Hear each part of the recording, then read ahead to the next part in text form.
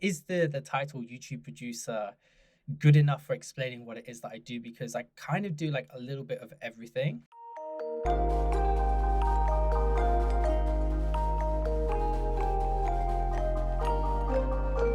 Jamie Whiffen is the video producer for Ali Abdaal, who currently has 3 million subscribers on his YouTube channel. Hey everyone, I'm Actor, and in today's episode of Creators on Air, I spoke to Jamie about how he got his job working for Ali, what his job involves, and how he's making sure that Ali's channel is growing. I've been making YouTube videos, I hate to say it, for about 15 years. I started back in 2006, which I think is like the year after YouTube started. I was 12 years old, and yeah, I had like a little camcorder and I was making videos of me doing magic tricks, of all things, because that's what I was into as a kid. I did magic videos, and that started to morph into tech videos and tutorials. And over time, I started to make gaming videos, and so that's what my friends were doing. And I grew a gaming YouTube channel to around 90,000 subscribers, which was like pretty big for when I was like 16, 17 years old. And in that process, I just learned a lot of things about how to make YouTube videos, how to make thumbnails, how to edit, motion graphics, like the whole thing. And that's kind of what just got me more interested in like media and marketing. And that kind of helped shape what I went on to learn at university and the jobs after that. I worked for a company called Little Dot Studio. So whilst I was there, I was kind of like managing Gordon Ramsay's YouTube channel on MTV and a few other kind of little projects like that. And so like I learned a lot from that side of things. Over time, I then started to go into like in-house marketing for an accounting agency, kind of just worked with them. And then I got that previous job just before this one, which was at Fanbytes, and that was predominantly a TikTok agency. We did other, Instagram and YouTube and all those kind of campaigns as well, but it was predominantly TikTok, which is a completely different kettle of fish to YouTube. But I learned a lot there about influencer marketing and kind of like the sales side of things, and how much influencers are actually paid and all of that kind of stuff. And so I think all of that influence is like behind me, which kind of helped me get this role with Ali. But I only came across this role from Ali because I've been a fan of his videos since like 2018, 2019, like very early on when Ali was quite small. And I went through his part-time YouTuber Academy. That's where we met. And the fact that I kind of like knew the team through the academy and also knew the content very well, I think all of that kind of just helped as well with me becoming Ali's YouTube producer. Amazing. And what actually is a video producer? Because a lot of your experience seems to relate to marketing. Is there a difference? This is a conversation we always tend to have in-house as well. It's like, is the title YouTube producer good enough for explaining what it is that I do? Because I kind of do like a little bit of everything.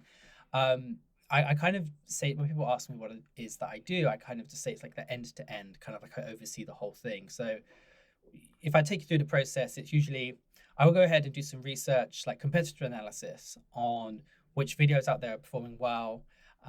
And then I will put together essentially like a document where there's a bunch of video ideas. And within those, I have all of different titles and thumbnail concepts. Ali will then take a look at those and say, yes, no, yes, no, yes, no, to all of these different ideas at the beginning of the month.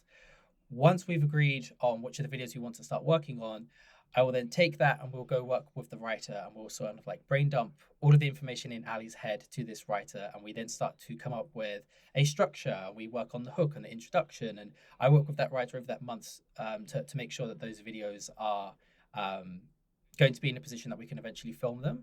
We'll have table reads with Ali to make sure the content's good. I'll oversee kind of like the production side of it. So I'll be there when Ali films, make sure he, stays on track. He doesn't go and ramble or riff too much and kind of like lose direction of what it is that he's speaking about. Help with the thumbnails, both in like Photoshop and from like an idea perspective. Oversee like the editing. So I'll get first drafts from our editors. I'll make sure that, it all looks good, add some comments of like things we could improve, things we could add. Upload that to YouTube, do all of the SEO behind that. What else? I kind of then work with reporting as well. And so put together reports and looms explaining to Ali, this is what worked well, this is not what worked well, what we could do better. Work as well on like the sponsorship side of things, kind of negotiating deals. So as you can imagine, like there's like many things. And this is kind of like tip of the iceberg. That's what I really like about this job, is that every single day is completely different. Yeah. And yeah, sometimes it can be very hectic, as you can imagine, like having to juggle all of these different things. But yeah, it's a really like fun job to have. I feel like it shows how much actually goes into YouTube, because you're basically dealing with end to end, like you said, and there's just so much involved with it.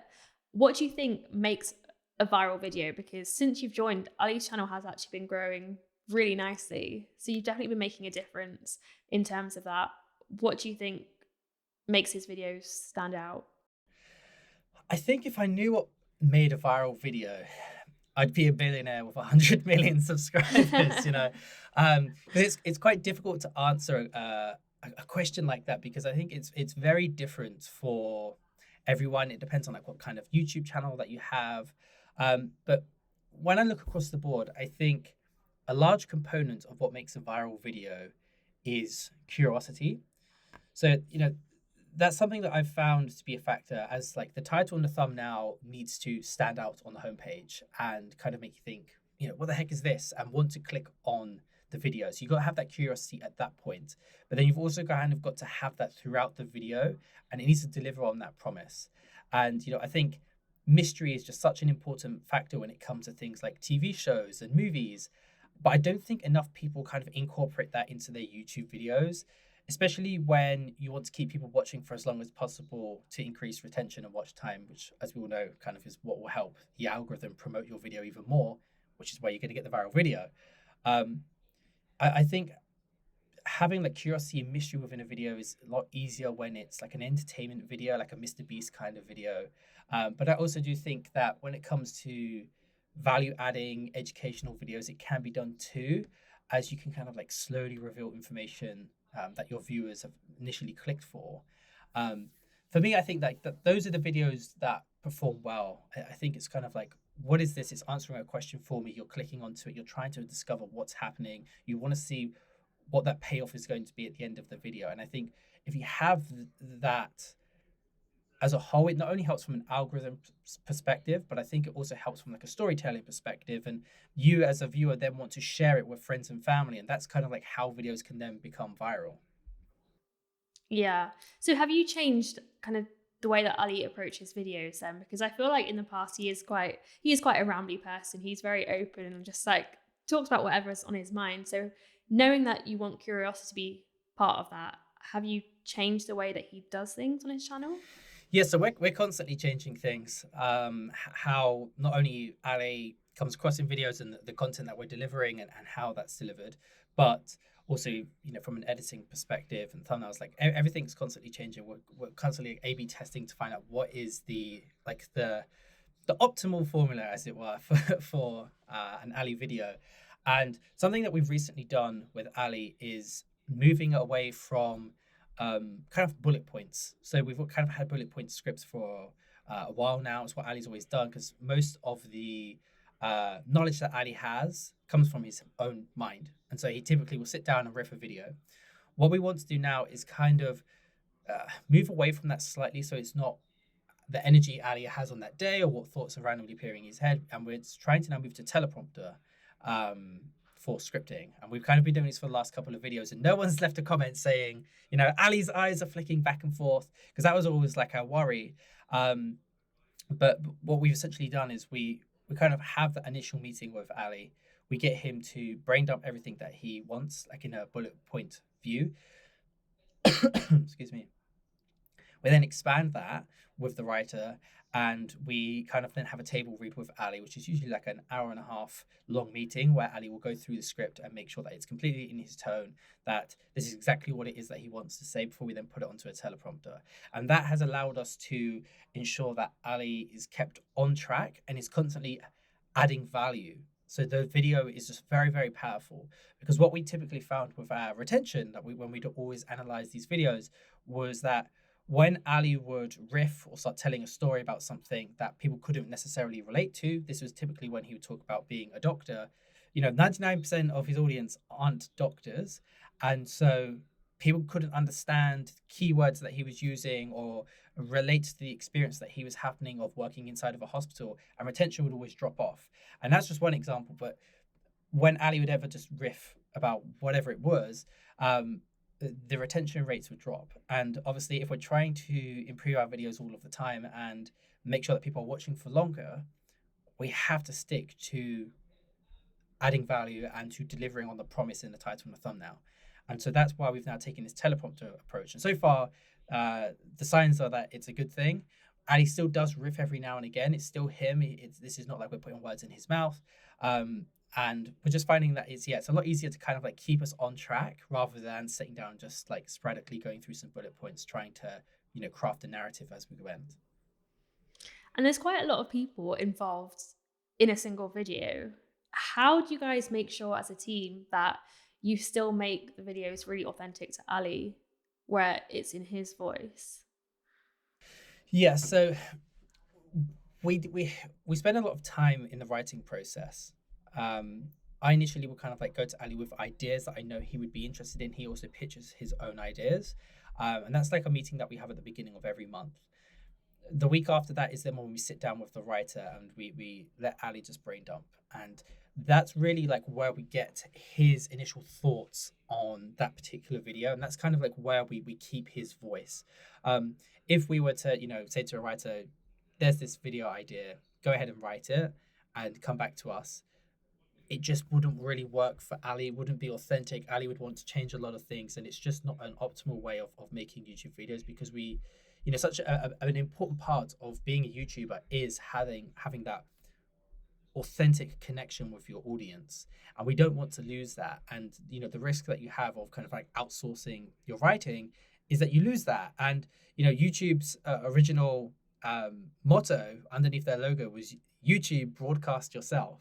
So the platform's always been around broadcasting yourself, and that's always what I'm always thinking about when we're looking through this. And it's why we have these table reads where we before Ali sits down to record, we just double check, is everything here right for you, and is it in your voice? And it always is. And that's kind of like how we make sure that Ali stays true to who he is, and we're not losing that in the writing process. I actually didn't know that was their tagline, broadcast yourself. It's so interesting to know. Yeah. I love that. It got dropped when Google bought it. For some reason, I guess Google just wanted to be more capitalistic. Like, think about broadcasting yourself, just monetize and make Google more money. Yeah, no, I love that. I love that authenticity was like the core of it from the beginning, which is really nice. You guys said that you spend a really long time doing table reads. I'm really interested to know how long each process, like each stage of that process, takes you. So from coming up with the ideas, writing, filming, editing, like how long does it take for Ali to produce a video on his channel? It really depends. There are some videos that you can turn around very quickly. If there are other videos that require research, for example, or it's a challenge video where, I took cold showers every single day for 30 days, it's got to be 30 days at a minimum, So it really depends. I'd say on average, it can take us around 2 weeks from once a script is written. So we kind of like have 1 day a week that is a recording day. Let's say that's a Thursday. We will record. It will then take an entire week for our editor to kind of like turn around that video and potentially make any animations and have the first draft and review. And then it's usually the week after that it will go live. So it's usually about 2 weeks from the script writing process. Now the script writing process is an entirely different kettle of fish, in that some videos can be done within a week, others can take sometimes months. We have videos that we're still working on from December last year. We try and aim with a single writer to get at least 8 scripts written per month. So there's quite a lot there, but it is their sole job to write videos. So they have that time to be able to craft really good videos. We kind of are trying to get to a position where we're at least a month ahead of content that's going out, and we are at that point if we were to do 1 video a week, but we want to get up to the point where we're doing 2, potentially 3 videos a week. So we're just trying to keep this system in place, make sure everything's working, and then we can eventually scale from there. I'm kind of interested in how the structure of your guys' schedule works, because there's so many different people working within the company. You have this uploading schedule that you're trying to meet. So is it the fact that you do have set days for set things, or how do you know what day you're working on what? Yeah, so we've kind of had a number of different writing systems since I've joined. and they all require Ali at different points and for different lengths of time. Um, the current system that we have, I think, is working quite well, and that's essentially like a monthly um, cycle, as it were. So if we start to, excuse me, we have the 4 weeks in a month, but really, from my perspective, that next month's content starts 2 weeks prior, so it's almost like a 6 weeks window. So I kind of like week -1 is what I call it. In that week, that's when I go ahead and I do all of the research on the video ideas I think would be great for the upcoming month. Then we have week 0, which is where it's just me and Ali. And in that meeting is where he then says yes or no to all of those video scripts. The scripts that he then says yes to, that's where we get him to just brain dump everything within those Notion cards. And then we have week 1. So this is where the writer comes in. And for them, their system is essentially week 1 to week 4. But for me, it's a 6 weeks process. But on week 1, that's where me, Ali, and Gwilym, our writer, head writer on the main channel, we sit down and we say, here are the scripts that you're going to be working on for this month. Ali's already brain dumped everything that he wants within this card, and we'll go through all of those 7 to 8 videos, and he will kind of spend that 2 to 3 hours with Ali, asking any questions that you may have, putting together the structure for the video. I'll be there helping with things like the hook and the intro, and at that point we then leave the writer to write for that rest of that week 1 and week 2. From week 3 and 4 onwards, that's when we have the table reads, and these are with Ali, and we have time in the diary on a Monday and a Wednesday for Ali to go through these scripts and to make sure that they're all good. Typically they go through completely fine, because before that I just by myself will look at these scripts and approve them or kind of give feedback to Gwilym. So that's our current writing process. That's really in depth. I love that. And you guys have also started doing daily vlogs as well. Mm-hmm. Was that strategic, or was that just something that Ali felt like doing? It's something that we've all kind of wanted to do for a while. I've always wanted daily vlogs from Ali, before I even worked for him. Just as a viewer, I was always interested to see what he was up to. I think he's very interesting. And I've always kind of like wanted to see the business side of it, because I enjoy listening to Ali talk about productivity tips and tech videos and, all of the usual stuff you get on his main channel. But it's more like I'm interested in you as a person and kind of like what you're doing day to day. And that's where I kind of knew where daily vlogs would come in. I was hoping that they would be very similar to Gary Vaynerchuk's daily vlogs, where you kind of see him, for 8 to 12 hours per day, and you see what he's up to. And I kind of mentioned it to him a number of months ago, and he was like, yeah, I'd really like to do it, but the capacity across the business was kind of like at its maximum at that point, and so we couldn't feasibly do it. We kind of agreed that we would do it for the month of May as an experiment for 31 days. Let's see if we can do it. So far, it's going really well. I think we're into like nearly our 3rd week now. And I think we're potentially going to keep it going, because it is going very well. It's very fun for the team to kind of like get involved with the video aspect of things. As you can imagine, very tight turnaround in terms of like needing just a dedicated editor for that vlog.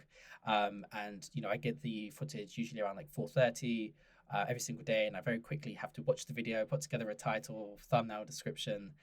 We get it out for mostly 5 p.m. And yeah, that's pretty much it at the moment.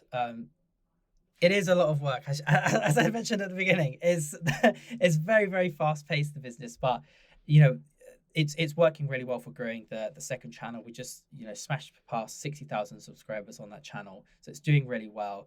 I'm interested to see what it looks like towards the end of the month and what happens going forwards, because something that's quite interesting that I've noticed is that on the second channel, everything's going up, but the main channel, the views have slightly started to come down since we've done daily vlogging. And I think the reason for that is because people only have a limited amount of time to watch YouTube videos per day. If they land on the homepage and they see Ali, they may click on the Ali video, but it's a vlog. And sometimes they may miss the main channel video. And so if the main channel videos start to get harmed, then it's kind of like a question of, okay, is it better if we go to 3 times a week instead of daily? There's conversations that we'll have later down the line. But I want to kind of like see something a little bit more concrete before we, change our current strategy. And what was the reason for having a separate channel for vlogs? Is that something that you think YouTubers should do, is having separate channels for separate things? Yeah, I think if you're, predominantly a vlogger, then that's your main channel. You should stick with that. Someone like Casey Neistat doesn't have, separate channels. He will do his vlogs, but it will also have these videos that are much bigger than that, and then they're not typically a vlog, and they work. I think if you're that kind of YouTuber, I think it works. If you're someone who's like Ali, where you're kind of providing a solution to people's problems, because he's obviously very value based and educational with his content, I think it does need a separation. And a second channel does work in its favor because not only is it a different type of content in that it's very much like handheld, a bit more rough around the edges. The main channel is very polished, and we have a high standard that we have to keep to. And I think if we merge them, people would get a little bit confused there on kind of like what to expect and what it is that they were subscribing for. Yeah, okay, that makes sense. And what about titles and thumbnails? So are you responsible for doing that across the channels, titles and thumbnails? Mm-hmm. What's your strategy with those, especially for the different channels? Does it vary if you're doing vlogs versus more polished videos? Yeah, for vlogs, we don't really have much time. So it's usually, like I say, I get the video and I just have to watch it and come up with a title. Sometimes that can be quite challenging, especially if there's not too much that's gone on that particular day and it's in the vlog. With the main channel videos, it's thought out way in advance. We try to have anywhere between 8 to 12 titles for an individual video. So we have quite a lot up front. And we'll usually kind of like pick which we think is the best. And that's the video that will then go out live on day one. But immediately we use A/B testing on TubeBuddy to kind of like try out different titles, different thumbnails, just to kind of work out, is this potentially, not the best title we could have went with. When a video goes live, I'm constantly looking at the analytics as well to see, what our click-through rate is. If it's underperforming, then I'll change the title to the thumbnail straight away. And we just try and work out to find out what, what's the best combination essentially of all of the different titles and thumbnails that we have. But yeah, they're much more thought out. Sometimes I will think about titles and, think, is this a browse type video or is this a search type video? If it's a search type video, I think a lot more about the keywords and kind of like how that video appears. And how often are you looking back at old videos to think about changing those titles and thumbnails to see if they perform better? A lot. Yeah, we change them quite a lot. I usually spend a lot of time looking back and see, which are the videos that have high impressions right now, but a lower click-through rate, and kind of like seeing is that something that we can do there in terms of changing the title and the thumbnail. I did this a number of months ago now with one of Ali's videos, which was like investing advice for teenagers. The initial title was something like what I would teach my 18-year-old self. It was something like that. And I just thought, 18-year-olds, it's very specific to an 18-year-old when we could just make it broader for all teenagers. And I changed that, and I changed the thumbnail as well to something that was a bit more interesting. And it just picked up in the algorithm, and within like a month, it had pulled in another 800K views. So it's always worth going. I always recommend to people, go back to your old videos, change the thumbnails, change the titles, because even if your subscribers, they've seen that video, it may just not be appealing to them. But then if you change that thumbnail, they may think it's a completely new video and click on it. So there's always loads of these additional benefits you can have through going back and updating your catalog. Amazing. I need to go and do that ASAP. Yeah. So since you've joined Ali's team, what have you learned about growing a channel and about YouTube and making videos?